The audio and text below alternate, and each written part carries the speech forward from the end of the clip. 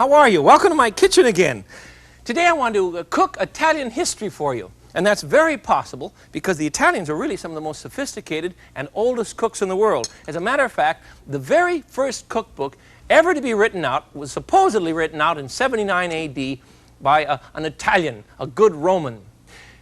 I have an Italian restaurant here in town that I love very much, and it has taught me something new about Italian cuisine, especially that of the north. The chef's name is Dennis Tursak. It's called Avanzari's. I want you to stop in and look at the place. Dennis, I can't believe all the pasta. Where do you buy so much fresh pasta? We roll it all here every day, fresh. You roll it? Yeah, every day. How do you have a machine or a small hand cranking machine? You hand crank? Yeah, all of it. You hand crank all this pasta? Yeah. We make about 8 different kinds. Fettuccine, angel hair. Angel hair. Yeah. Look at this. Look at this. You've got this. This is pasta. This is pasta. The only thing I miss in an Italian restaurant like this, I don't see any tomato sauce cooking. What's? We use very little tomato sauce. It's traditionally a southern food that's eaten in the north, but not in the same quantity that's eaten in the south. It's there's more food variables for people to choose from in the north, and like economics are different, so people buy different kinds of food. So what do they eat in the north then? They eat a lot of veal. They eat cream sauces. The food is more sophisticated in terms of the way that it's decorated and presented. Well, your food is certainly beautiful here. Thank you. The plate I had last night for dinner brought me near glorious death. It was absolutely gorgeous. It's a tuna sauce, tonata, served with cold veal. Cold veal, that's traditional? Medium rare. How do you make this? It's just marvelous. It's a blend of mayonnaise, anchovy, caper, seasoning, a hint of garlic, and some oil. Seasoning through me. I won't get that out of you. Yes. I want you to come back to the kitchen, and I want to try and I can't duplicate Dennis, but I think I can come pretty close. So we'll leave Avanzari's and hit my kitchen, and I'll try it for you. Dennis is a stinker. He wouldn't give me the word seasoning, but I have something for you very, very close to what he was preparing. Now notice this was a white sauce, and that's very typical of the northern regions. Where's the tomato sauce? You know where the tomato came from? The tomato came to Italy from this country. Actually, it came from South America, finally into Europe, and then it came back with the colonists to our country. So we're celebrating a sauce that's really very recent in Italy and practically unknown in the north. Who invented pasta? Spaghetti? Was it the Chinese?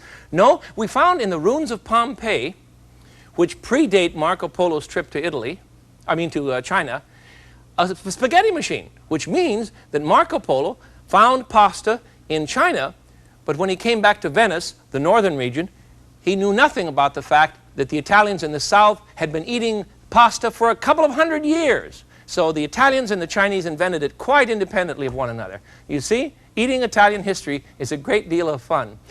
The fellow that wrote the first cookbook in history, Apicius, in Rome about 79 AD, lists all kinds of marvelous sausages and spicy meatloafs and great vegetable dishes. So Italian cooking, you see, has always been rather sophisticated, at least among the upper class. So let me show you some dishes today that are really very, very old, starting with a little bit of piggy, for instance. Pigs were very popular in Rome. And we'll come on to our time. And then finally we'll end with 2 dishes that we brought to Italy from America. One being corn. They'd never seen corn. And it was a polenta that they love now. And, of course, the tomato. Let me show you. The first dish, though, is a dish called a pork piccata. And the term piccata simply means sharp. So we're gonna cook a bit of pork, and it'll turn out sharp because we're gonna put a lot of lemon juice on it, that sort of thing. So let's take some very thin slices of a pork roast, and we're gonna pound them out a bit. That one's not quite. There we go. This will be a little bit better here. You know, that's too fat. Let's try this in. This looks better. There we go. That looks much better. All right. I don't wanna spend too much time eating fat. You know what I mean? Now I'm gonna pound these out, and I'm going to use you can use a 2x4 if you want, for heaven's sakes. You've seen me do that. It's easy to do. I want to flatten these out with a meat pounder, or you can use a wooden hammer. I have a friend who uses a rubber mallet. He runs an auto wrecking yard, and he has a rubber mallet around. Works fine. See what happens? Just smack them out. Whoops, that one's stuck. All right. In the meantime, we want to make these very, very thin, you see, so that they'll cook quickly. You don't want to overcook them. What? You're not overcooking pork? Well, of course not. We cook things too slowly in this country in terms of pork. You don't have to worry about that. At least not as much as we've worried in the past. Now, let me get some olive oil in my pan. It's very, very hot. And we'll give it a bit of oil for seasoning. I have a good hot frying pan, rather large size, you see. because this stuff is going to be large when you put it in, but it's going to shrink up very quickly in the preparation for a pork piccata. And we're going to flour our pork, you see, and then lay it in the old pan. And these will cook very, very rapidly, so you're not going to have to worry about them. There we are. You can also, the traditional dish, of course, you remember Dennis mentioned that, the traditional dish is with veal. But I cheat and I use pork because it's, good Lord, what, a fourth the price? And if you buy lean pork, you can get by very easily. And it'll make a lovely meal for yourself and your dearest friends and your kids. My sons love this dish. One night we had 17 people in, and my two boys, 12 and 14, stood in the kitchen and pounded pork and helped me prepare it for all of their friends. And I think that's a marvelous thing to do for your friends. There it is. That'll take just a moment to cook. In the meantime, let me tell you how to prepare the sauce. We'll get everything ready for it. And this sauce will be an easy one to do because it kind of makes itself in the pan. You know what I mean? No, not like gravy train. Stop it. What we're going to do is to prepare a lemon. We want a bit of lemon juice. And we also want to prepare a bit of caper. Capers, you remember, are these tiny little seeds that taste very much like a nasturtium.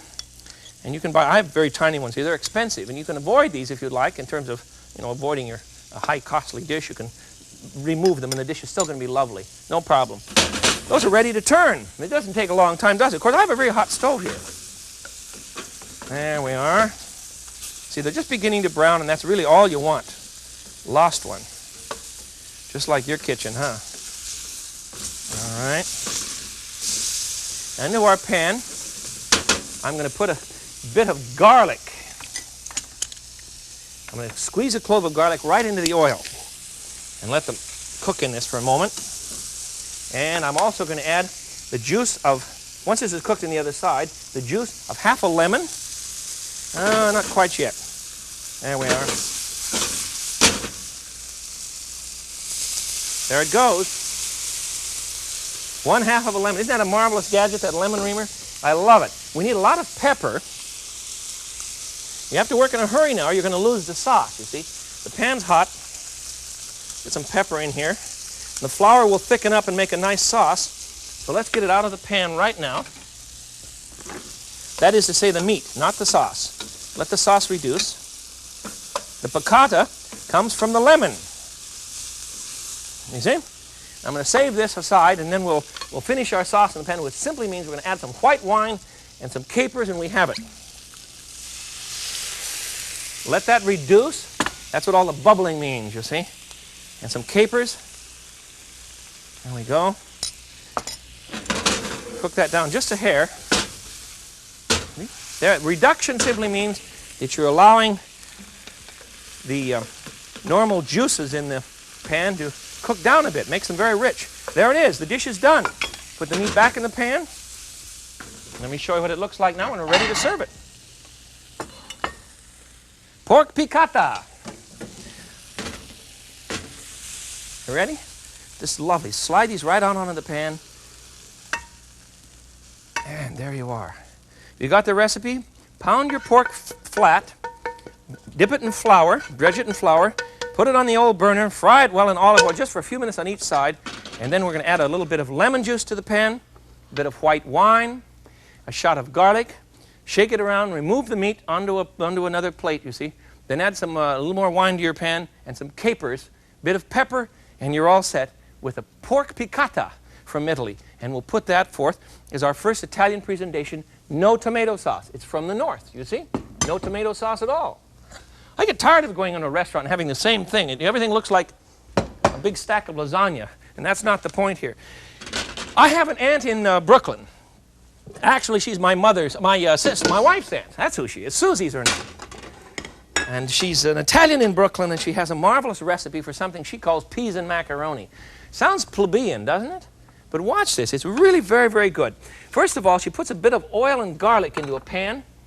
I'll do that right away for you here. A little bit of olive oil and a shot of garlic in a preparation for peas and pasta. Peas and macaroni. A marvelous vegetable dish. No tomato sauce again. You see, it's almost as if you and I have not arrived in Italy with our tomato sauce yet. Haven't gotten over there. All right, cook the garlic and the oil for a few minutes, and then we're going to want to add a bit of tomato and celery. I'm going to chop up. These are plum tomatoes from Italy. Aren't they lovely? Wait a minute, you said that tomato came from this country. Well, it did originally, but then all kinds of varieties have been developed, and this one, this classic Italian shape, the plum tomato, is very, very popular in Italy. I love it. It's probably too expensive for normal diets, but on occasion, you see, I will splurge and buy some of these. They're very rich little critters. All right, I'm going to move this onto a hotter burner. Get some action over here. You might want to do the same thing that I've done. I've jacked up one burner on my gas range so that it really gets good and hot. And you can do that by calling the gas company and simply telling them that you want to move up one burner. You can do this in your normal household. But remember, if you have only 4 burners on the stove, you have to think hard about which one it is that you want to have extra hot. You may put it in the wrong place, and you'll begin burning things. I need a bit of celery for Aunt Susie's recipe for pasta and peas.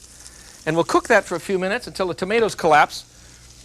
And then we're going to add a bit of frozen peas. So I want to get a platter out now, and we'll get some pasta on it.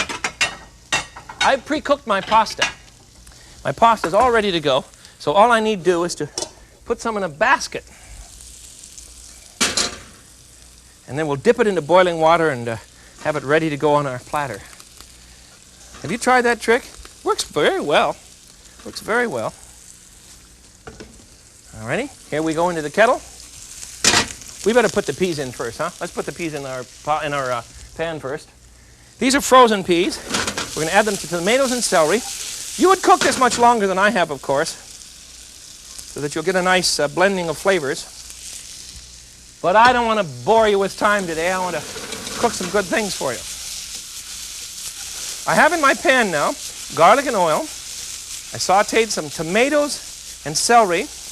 Then I add some frozen peas. And I cook this whole product about 10 minutes until it cooks down a bit and the flavors blend, you see. Then I would serve it over hot pasta. And when it came to the table, it would look like this. There. Isn't that a quick and easy method? Here we go with the pasta sauce now. Enough room here to work. Burn my hand off. Peas and pasta. You know, it's very common in Italy to use beans or peas along with pasta, to put 2 starches together. Kind of strange, but it's common in Italy in the north. And I think it's a lovely idea. You and I should do more of it. All right, you get that one? Peas and pasta, we're ready. Let's continue with another. We'll go on for a long time today. The next one I want to show you is a tuna sauce, which there's a sauce that Dennis mentioned,